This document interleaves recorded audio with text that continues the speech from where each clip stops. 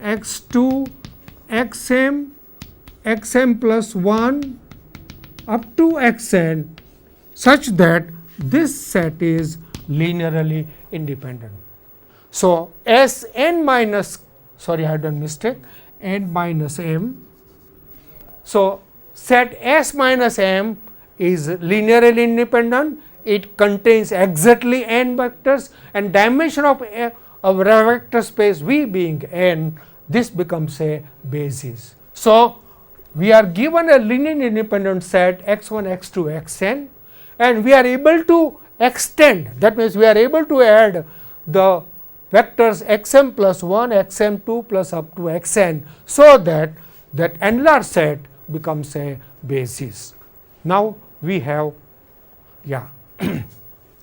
now we take some examples.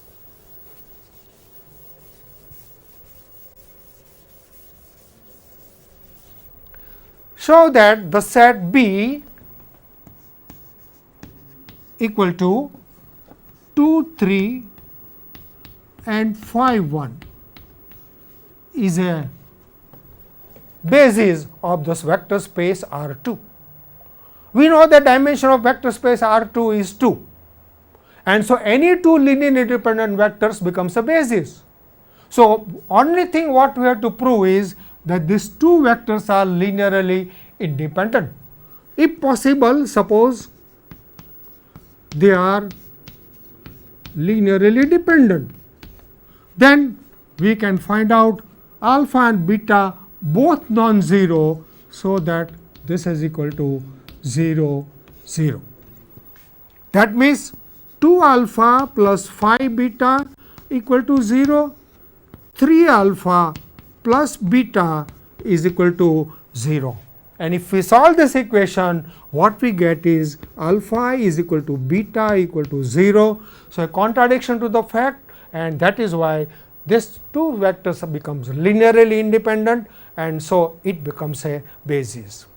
One thing more, I already once told you that part, then since dimension of vector space R 2 is 2, if any set which contains 3 or more than 3 vectors is always linearly dependent. Now, let us take next example. Yes, let us take these 3 vectors, that B is equal to the vectors 2 minus 1 1, 3 2 1 and 0 1 2. Our space is R 3. What we want to prove, dimension of R 3 is 3. So, what remains for us to prove that these 3 vectors are linearly independent?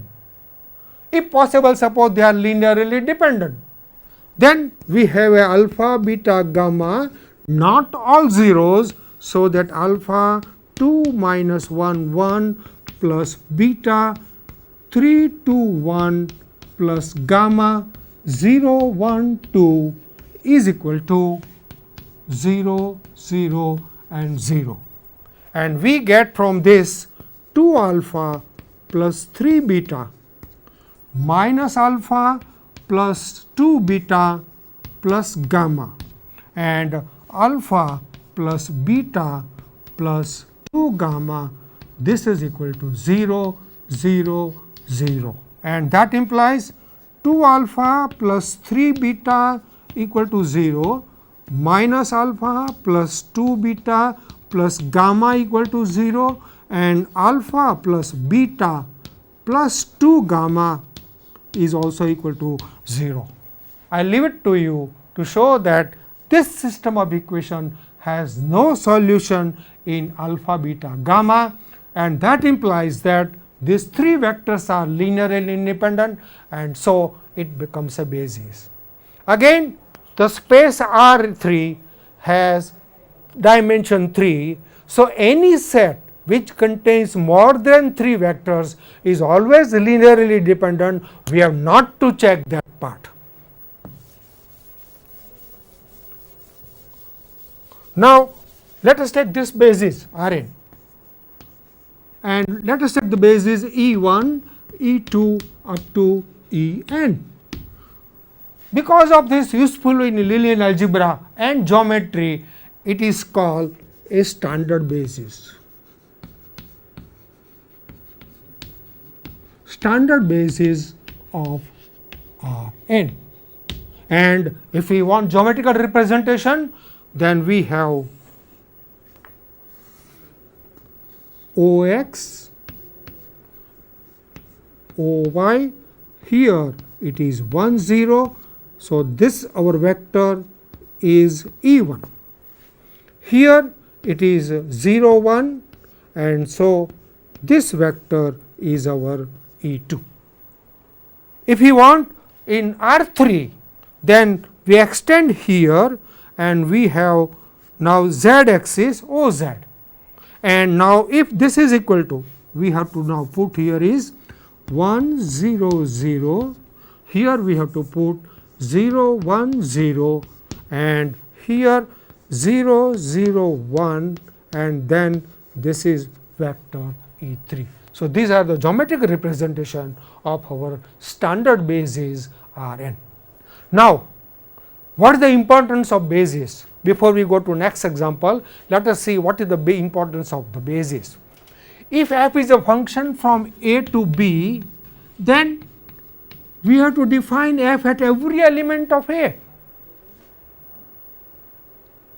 Within a short time, we are going to define a linear transformation, and in the linear transformation we will see that it is sufficient to define T only on the basis elements x1, x2 and xn only. Defining on x1, x2, xn, all right, we get the value of T at any vector x. So, this is the important of the basis, one of the important of the basis. Next example. Yes. Now, we are given a linear independent subset, this 2 3 0 1 and 5 minus 1 1 2. We can see that this vector is different from 0. This is not a linear combination of this vector, because here the third component is 1 and here the third component is 0. Now, we want to extend. So, this is a linear independent set and we want to extend. What we have to do is, yes, we have done that in the theorem.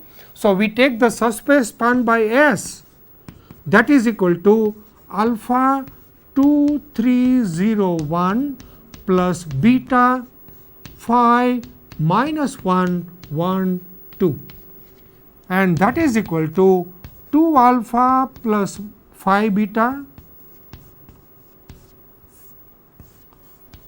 3 alpha minus beta, then beta and alpha plus 2 beta. So, every element of the subspace spanned by S is of this form. Let us take alpha equal to 1 and beta equal to 2. Then what we get? 2 alpha plus phi beta, 10 plus 2. So, this vector 12, 3 minus 2 1, then beta means 2 and 1 plus 2. So, we get 5. So, this vector belongs to the subspace spanned by 5. Now, what I do here is I change this coordinate and I put this is equal to 0. All right. Then, all right, this vector does not belong to the subspace spanned by S. So, we call this vector x3, and now we have a new set S is equal to x1, x2 and x3. Now, let us take the subspace spanned by these 3 vectors. It is equal to alpha x1 plus beta x2 plus gamma x3, where alpha, beta, gamma are any 3 scalars. Now, I leave it to you. All right, this is that find out what is the common part, what is the vectors here, and then put some values, particular values of alpha, beta, gamma, and change one or two coordinates, and you will get a vector x4, which is not a linear combination of x1, x2 and x3. And so, we get 4 vectors S is equal to x1, x2, x3 and x4. That means, we are able to extend the set S to the bases x1, x2, x3 and x4. I think. Thank you.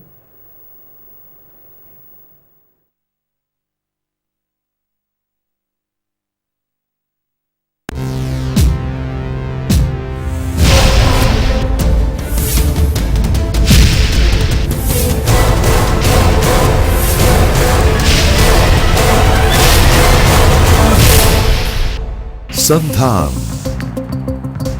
All Gujarat Integrated Classroom. સેટેલાઇટના માધ્યમથી જોડતી કડી એટલે સંધાન.